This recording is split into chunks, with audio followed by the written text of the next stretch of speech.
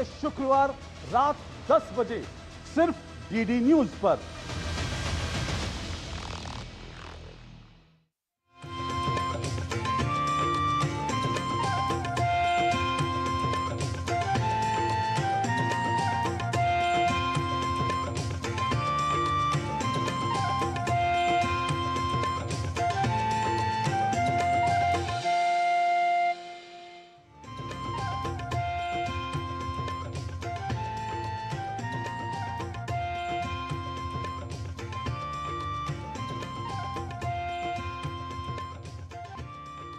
एक ताजगी, एक एहसास, एक खूबसूरती, एक आस, एक आस्था, एक विश्वास, यही है एक अच्छे दिन की शुरुआत। सुप्रभातम, स्वागत है आपका इस विशेष कार्यक्रम में। मैं हूं किरण भारद्वाज।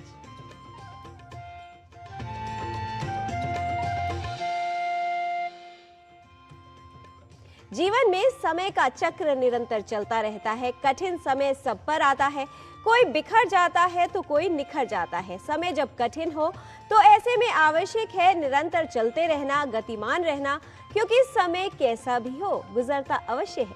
समय का ज्ञान लेते हैं और आइए इसके लिए देख लेते हैं आज का पंचांग।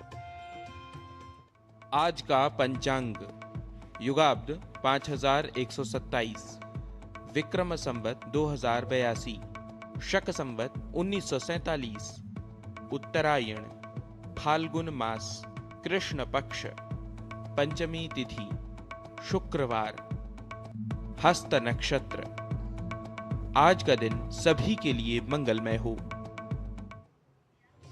जिस प्रकार एक मजबूत भवन मजबूत नींव पर टिका होता है, उसी प्रकार संस्कार और विचार जीवन की नींव है। जैसे संस्कार होंगे वैसा ही जीवन बनेगा। जिस व्यक्ति के विचार श्रेष्ठ हैं, वो कभी अकेला नहीं रह सकता। उपस्थास्ते अनमीवा अयक्ष्मा अस्मभ्यं सन्तु पृथिवी प्रसूताः दीर्घं न आयुः प्रतिबुध्यमाना वयं तुभ्यं बलिहृतः स्याम। हे पृथ्वी माता, तेरी गोद से उत्पन्न होने वाली वनस्पतियां, अन्न और औषधियां हमें निरोगी बनाएं, ताकि हम शक्तिशाली बनकर जीवन का सही विवेक प्राप्त करें और मातृभूमि के लिए सदा अपना सर्वस्व समर्पित करने वाले बने। O Mother Earth, may the plants, food grains and medicines that arise from your womb keep us healthy, so that becoming strong we may gain right discernment in life and always remain ready to dedicate our entire being to the motherland.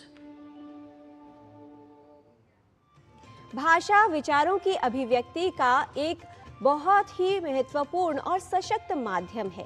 प्राचीन काल से ही समृद्ध रही संस्कृत भाषा से सभी परिचित हैं, किंतु अति प्राचीन काल से ही जन्म भाषा के रूप में प्रचलित प्राकृत भाषा से नहीं। आइए जान लेते हैं आज की इस विशेष रिपोर्ट में प्राचीन भारतीय ज्ञान विज्ञान और परंपराओं के विविध रूप में जनमानस में उपयोग होने वाली अति प्राचीन प्राकृतिक भाषा पर आधारित हमारी संवाददाता लता वशिष्ठ की ये विशेष रिपोर्ट।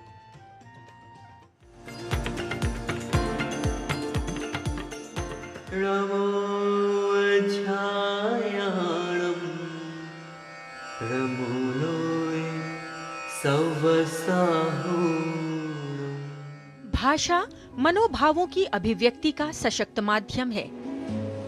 प्राचीन काल से जनभाषा के रूप में प्रचलित प्राकृत भाषाओं में भारतीय ज्ञान विज्ञान, तत्व ज्ञान, संस्कृति, इतिहास तथा लोक परंपराओं आदि से संबद्ध विशाल साहित्य उपलब्ध होता है, जिसके सम्यक ज्ञान हेतु प्राकृत भाषा का अध्ययन आवश्यक है। प्राकृत भाषा भारोपीय भाषा परिवार की एक प्रमुख एवं प्राचीन भाषा है। प्रकृत्या स्वभावेन सिद्धम प्राकृतम अथवा प्रकृतीनां साधारण जनानामिदं प्राकृतम। प्राचीन काल से ही जन सामान्य की स्वाभाविक भाषा होने के कारण इसे प्राकृत भाषा का नाम दिया गया। ईसा की प्रारंभिक शताब्दियों में प्राकृत भाषा में विशाल आगम, उनका व्याख्या साहित्य और विपुल मात्रा में कथा, काव्य एवं अनेक चरित ग्रंथ आदि लिखे गए। सम्राट अशोक और कलिंग नरेश खारवेल आदि के अनेक प्राचीन शिलालेख इसी प्राकृत भाषा और ब्राह्मी लिपि में उपलब्ध होते हैं। प्राकृत भाषा का योगदान भारतीय ज्ञान परंपरा में अभूतपूर्व है। भारत की शायद ही कोई ऐसी विद्या होगी या विद्या की विधाएं होंगी जिनमें प्राकृत वाङ्मय ने अपना योगदान ना दिया हो। इसका साहित्य 2000 वर्षों से भी ज्यादा पुराना है और मूल रूप से भगवान महावीर के जो वचन हैं, जिसको द्वादशांग जिनवाणी कहा जाता है, वह पूरी की पूरी प्राकृत भाषा में ही निबद्ध है। इसी तरह हजारों की संख्या में, बल्कि मैं कहूं लाखों की संख्या में हस्तलिखित पांडुलिपियां इस समय मंदिरों में, अभिलेखागारों में, पुस्तकालयों में सुरक्षित रखी हुई हैं, जो प्राकृत भाषा में लिखी गई हैं और उनमें ज्ञान विज्ञान का बहुत अनूठा मिश्रण मौजूद है। बहुत बड़ा योगदान उसके माध्यम से किया जा सकता है। प्राकृत भाषाओं की लोकप्रियता और माधुर्य संस्कृत भाषा के समृद्ध नाट्य साहित्य में उपलब्ध विविध प्राकृत भाषाओं के अधिकांश संवादों के माध्यम से भी देखने को मिलता है। प्राकृत भाषा अनेक क्षेत्रीय भाषाओं का एक बृहत समूह है, जिसमें अनेक भाषाएं समाहित हैं, जैसे मागधी, अर्धमागधी, शौरसेनी, महाराष्ट्री, पैशाची, चूलिका पैशाची, शिलालेखी और अपभ्रंश आदि। जैन धर्म एवं इसकी परंपरा के अनुसार प्रथम तीर्थंकर ऋषभदेव से लेकर अंतिम और 24वें तीर्थंकर महावीर पर्यंत सभी तीर्थंकरों ने जनता के सामाजिक एवं आध्यात्मिक उत्थान के लिए अपने उपदेशों की भाषा लोक भाषा प्राकृत को ही बनाया,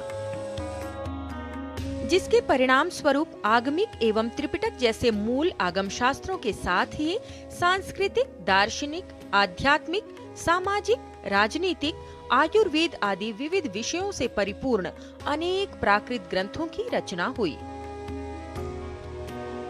जैन आचार्यों द्वारा लिखित ग्रंथों में प्रमुख ग्रंथ हैं षटखंडागम, कसाय पाहुड़, तिलोय पण्णति, समय सार, प्रवचन सार आदि।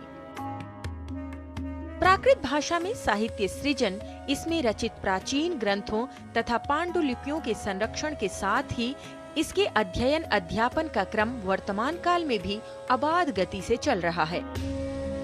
जैन धर्म के 24 तीर्थंकरों के दिव्य ध्वनियों में प्रतिपादित तत्व ज्ञान की परंपरा तथा इसके संरक्षण संवर्धन की आवश्यकता को वर्तमान समय में भी देखते हुए केंद्र सरकार ने प्राकृत भाषा को शास्त्रीय भाषा के रूप में घोषित किया है, जिसके बाद प्राकृत भाषा के साहित्य संरक्षण पर विशेष रूप से कार्य किया जाएगा, जो जैन ग्रंथों में उपलब्ध भारतीय ज्ञान परंपरा के महत्व को प्रकाशित करेगा। लता वशिष्ठ, डीडी न्यूज।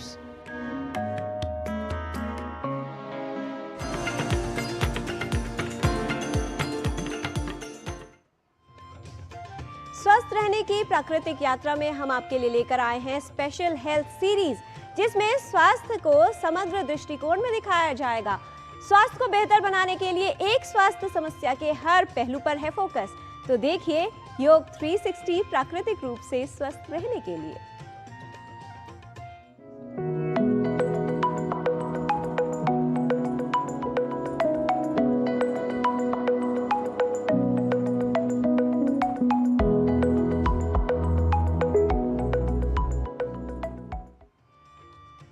योग 360 में आपका स्वागत है। ये है हेल्थ का कंप्लीट पैकेज, जिसमें योग है, आयुर्वेद है और हेल्थ है नेक्स्ट लेवल। बच्चों से लेकर बड़ों तक सभी बनेंगे हेल्दी विद योग 360।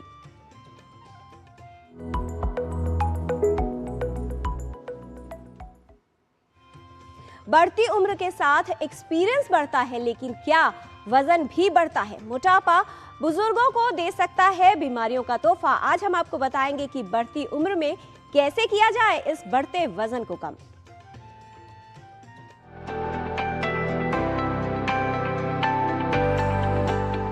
जैसे जैसे उम्र बढ़ती है, हमारे शरीर का मेटाबॉलिज्म यानी चयापचय धीमा होने लगता है।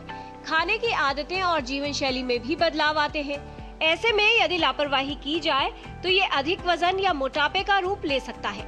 शारीरिक गतिविधियों में कमी, अधिक कैलोरी युक्त भोजन करना, मेटाबॉलिज्म यानी चयापचय धीमा हो जाना, तनाव, नींद की कमी, इस कारण से धीरे धीरे शरीर में वसा जमा होने लगती है और स्वास्थ्य संबंधित समस्याएं जन्म लेती है। वृद्धावस्था में वजन को कम करने के लिए रनिंग या हाई इंटेंसिटी एक्सरसाइजेस करना संभव नहीं होता। तो आपको बताते हैं कुछ ऐसे सरल आसन जो बढ़ती उम्र में आपके वजन को कम रखने में उपयोगी हो सकते हैं। रिटायरमेंट के बाद काम कम हुआ पर बीमारियों का ओवरटाइम क्यों? हम आपको बताते हैं एक ऐसे सरल से आसन जो आपके वेट लॉस को बना सकते हैं आसान।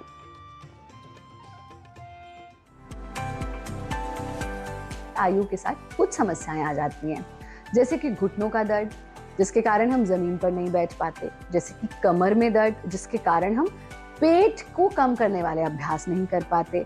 पर ऐसे लोग वजन घटाने के लिए क्या करें? उद्यान बंद का अभ्यास, सेम पोजीशन आपको होल्ड करनी है और इस ही पोजीशन में पूरा सांस बाहर छोड़ दीजिए। सांस बाहर छूटा रहेगा, पेट को अंदर कॉन्ट्रैक्ट कर लीजिए। अब हम इन एंड आउट मूवमेंट नहीं दे रहे, सिर्फ पेट को कॉन्ट्रैक्ट करके होल्ड करना है। ये हमारे कोर, हमारे एब्डोमिनल मसल्स को बिल्ड करेगा, हमारा वेट लॉस करेगा, फैट कम करेगा बॉडी से। तो इस स्थिति में बैठना, सांस छोड़ देना।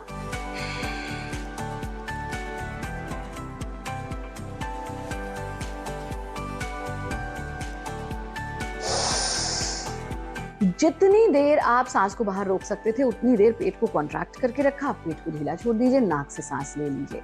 इसका अभ्यास आप 4 से 5 बार रिपीट कर सकते हैं। ये तो हुई अभ्यास की बात। इसके अलावा आप करें योग वॉक, यानी इसी तरह से अपने मैट पर 15 से 20 मिनट अपने स्थान पर चलिए। एक बहुत अच्छा प्रयोग हमारे एल्डरली लोगों के लिए होता है, वो होता है कि हर मील के बाद आप एक नियम बनाइए। हर मील के बाद ऐसे वज्रासन में बैठिए, हाथों को वायु मुद्रा में ले लीजिए। इससे आपका पाचन तंत्र स्वस्थ होगा। 30 सेकंड्स कर लीजिए और फिर कम से कम 20 मिनट आप अपने घर के अंदर ही थोड़ी देर माइल्ड वॉकिंग, जिसे हम टहलना कहते हैं, वो कर सकते हैं। चलना हुआ कम और खाना सही नहीं, यही है बुजुर्गों में मोटापे की कहानी। तो आपको बता देते हैं आहार की वो सावधानी जिसको अपनाकर आप अपने वेट को कम कर सकते हैं।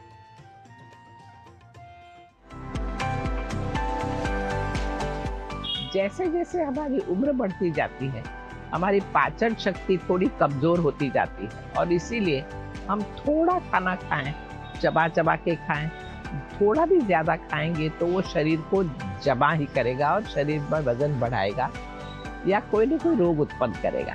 और इसीलिए ध्यान दें कि थोड़ा थोड़ा दिन में 6 बार खाना है। ब्रेकफास्ट खाइए, बीच में फल खाइए, लंच खाइए, बीच में कुछ नींबू पानी पीजिए, नाश्ता शाम का करिए और फिर डिनर करिए। और जितना हो सके जल्दी खा लीजिए रात का खाना, जिससे शरीर को नींद भी अच्छी मिले। अच्छी नींद बड़े बड़े प्रॉब्लम को सॉल्व कर देती। फिर सीनियर सिटीजन को हमेशा एक्टिव रहना चाहिए फिजिकली। चलते फिरते रहो, थोड़ी थोड़ी देर में उठो, एक जगह जमा होके बैठ मत जाओ। टेलीविजन देखने बैठे या मोबाइल पे लग जाते हैं, लंबे समय बैठे रहते हैं, शरीर में अकड़न आ जाती है और वजन बढ़ता ही है। और इसीलिए चलते फिरते रहना, कुछ न कुछ छोटी मोटी कसरत करते रहना, आगे झुको, कोई चीजें उठा लो, एक्टिव रहो। दवाइयों की लाइन लंबी होती जा रही है, क्या है इसकी वजह? उम्र या बढ़ता वजन? आप देखिए ये औषधियां जो आपके वजन को कम करने में हो सकती हैं उपयोगी। बुजुर्गों में और भी एज के मुताबिक उनकी हड्डियां भी कमज़ोर होती हैं, तो उसमें इन चीज़ों में उनको धूप का सेकना बहुत ज़रूरी होता है, जिससे उनकी विटामिन डी अच्छा हो। अश्वगंध, हालांकि उससे वजन बढ़ता नहीं, लेकिन अश्वगंध रह सकती है हड्डियों के लिए। कैल्शियम का इस्तेमाल करें। लेकिन औषधियों के अंदर जो घर में घरेलू औषधियाँ हैं, उसमें गिलोय अच्छी चीज़ है, जीरा है, अजवाइन है, त्रिफला है, इसका इस्तेमाल करें। आजकल आंवले का सीज़न है, आंवले का इस्तेमाल करें। हरड़ का पाउडर ले सकते हैं, इससे उनको वज़न भी कम बढ़ेगा या नहीं बढ़ेगा या कम भी हो सकता है इससे। और और उनको शरीर में फ़ायदा भी होगा, हड्डियों के लिए, बोन्स के लिए। लेट ना सोएं, नींद पूरी लें 7 से 8 घंटे, मतलब नींद भी इसमें बहुत ज़रूरी है। कम नींद लेने से भी आपका जो है मेदों की वृद्धि होती है। और विशेष करके थोड़ा चलें ज़रूर, सर्दियों में थोड़ा धूप सेकें, मालिश करें। और बुजुर्ग लोगों को तो विशेष करके उनके घर वालों को भी उनका ध्यान रखना चाहिए, उनके खान पीन का। हर छोटे छोटे कदम को अपनाकर जीवन में कुछ बदलाव लाकर आप बढ़ते मोटापे को कम कर सकते हैं और वृद्ध अवस्था में स्वस्थ रह सकते हैं।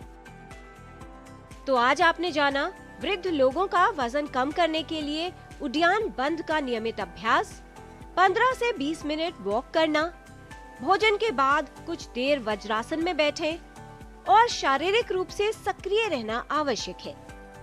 दिन में 5-6 बार थोड़ा थोड़ा खाएं, रात का भोजन हल्का और समय पर लें, सुबह और दोपहर फल खाएं, अच्छी और पूरी नींद लें। अश्वगंधा और कैल्शियम का प्रयोग, गिलोय, जीरा, अजवाइन, आंवले का सेवन, त्रिफला और हरड़ पाउडर का सेवन, वृद्ध लोगों के लिए सर्दियों में धूप सेकना और मालिश आवश्यक और लाभकारी है।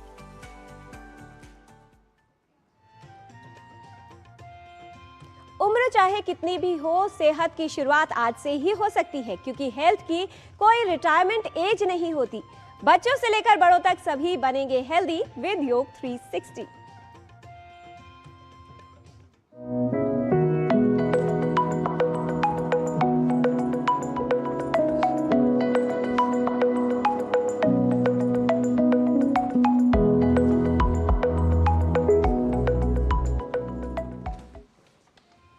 वजन होगा कम, मन में रखिए ये विश्वास और इसके लिए निरंतर करते रहिए प्रयास। हम आपके लिए अगले हफ्ते में कुछ और नए हेल्थ टॉपिक्स लेकर आएंगे। यहाँ पर लेते हैं कल्प विराम। आप देखते रहिए डीडी न्यूज।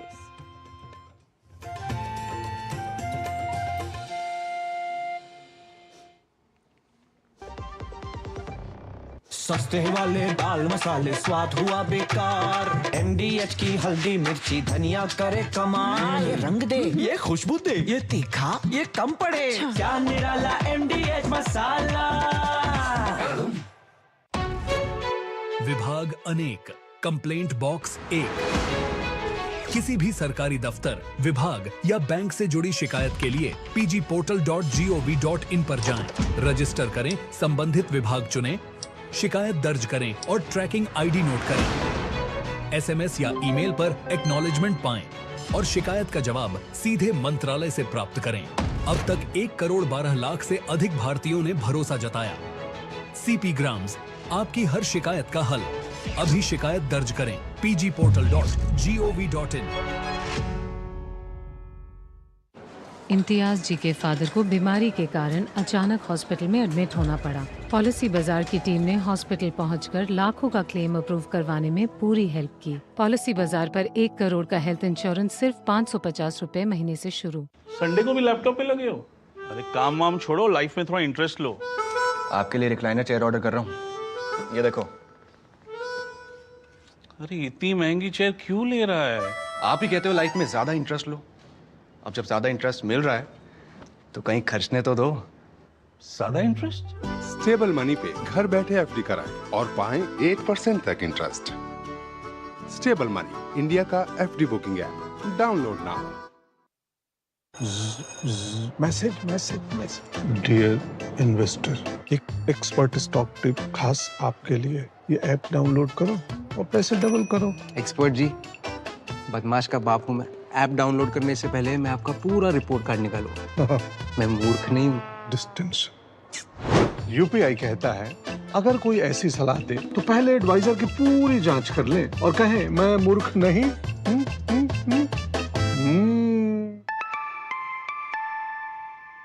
जाइए आप भी किसी का टेस्ट लीजिए।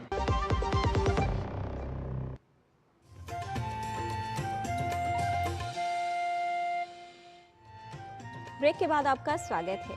शारीरिक रूप से स्वस्थ रहने के लिए निरंतर गतिशील रहना जरूरी है, यानी व्यायाम करना आवश्यक है। ठीक उसी प्रकार अपने मस्तिष्क को सक्रिय रखने के लिए कुछ नया सीखते रहना आवश्यक है। तो आइए चलते हैं संस्कृत पाठशाला में हमारे सहयोगी डॉक्टर दुवीश द्विवेदी के साथ और सरल वाक्यों के माध्यम से कर लेते हैं संस्कृत का अभ्यास।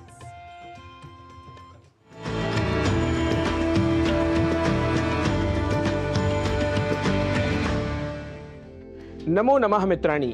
भाषा प्रभागस्य एतस्यां संस्कृतकक्षायां भवतां सर्वेषामपि स्वागतम्। मम नाम गवीशः। संस्कृत कक्षा में आज हम यात्रा से वापस आए किसी परिचित से होने वाले संवाद को कुछ वाक्यों के माध्यम से संस्कृत में बोलना सीखेंगे। हमें यदि पूछना हो कब आए तो हम कहेंगे कदा आगतवान। कदा आगतवान। क्या आज सवेरे आए? यदि इस वाक्य को संस्कृत में बोलना हो तो कहेंगे किम अद्य प्रातः आगतवान। किम अद्य प्रातः आगतवान। यदि पूछना हो यात्रा कैसी रही तो कहेंगे कथम आसीत् प्रवासः। कथम आसीत् प्रवासः। यात्रा के लिए संस्कृत में प्रवासः इस पद का प्रयोग किया जाता है। वैसे यात्रा शब्द भी संस्कृत का ही शब्द है।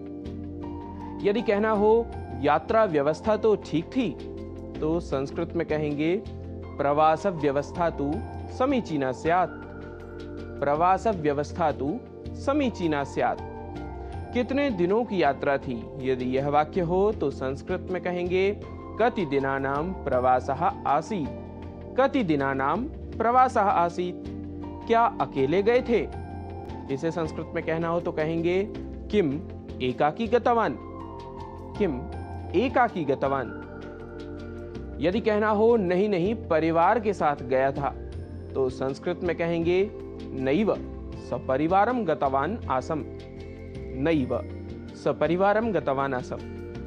रास्ते में एक दुर्घटना हुई। यदि यह वाक्य हो तो संस्कृत में बोलेंगे मार्ग मध्ये दुर्घटना संजाता। मार्ग मध्ये दुर्घटना संजाता। किसी को कोई चोट नहीं आई। विशेषतया कोपि न आहतः। विशेषतया कोपि न आहतः। यदि हमें वाक्य बनाना हो 3 दिन वहां रुके तो इसे संस्कृत में कहेंगे दिनत्रयम् तत्र स्थितवन्तः। दिनत्रयम् तत्र स्थितवन्तः।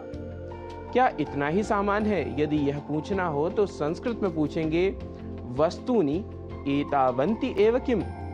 वस्तूनि एतावन्ति एव किम। अरे बहुत थक गया हूं। अत्यंतम श्रान्तः अस्मि भोः। अत्यंतम श्रान्तः अस्मि भोः। यदि वाक्य हो कौन प्रतीक्षा कर रहा है तो संस्कृत में कहेंगे कः प्रतीक्षते भोः। कः प्रतीक्षते भोः। यदि वाक्य बनाना हो ऑटो रिक्शा में चलते हैं तो संस्कृत में कहेंगे त्रिचक्रिका यानेन चलामः। त्रिचक्रिका यानेन चलामः। क्यों व्यर्थ खर्च करें? यदि यह वाक्य हो तो कहेंगे किमर्थम वृथा व्ययः इति। किमर्थम वृथा व्ययः इति। वहां क्या क्या देखा? यदि यह पूछना हो तो संस्कृत में पूछेंगे तत्र किम किम दृष्टवान। तत्र किम किम दृष्टवान।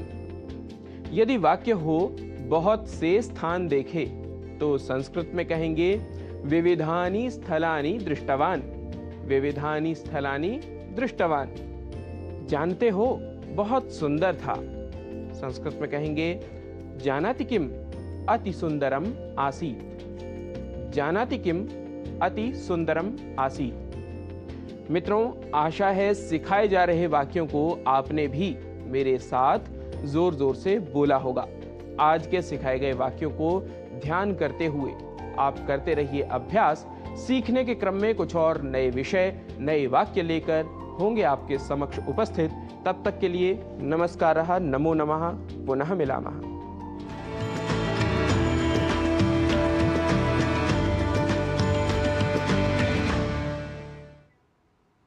जीवन में हम जो कुछ भी सीखते हैं मायने ये रखता है कि हम उसका उपयोग अपने जीवन में कैसे कर रहे हैं। जीवन में सीखने के लिए निरंतर प्रयास करते रहना, अभ्यास करते रहना आवश्यक है और साथ ही एक संकल्प और प्रेरणा की भी आवश्यकता होती है। जुनून हमसे वो करवाता है जो हमारी क्षमता के बाहर है।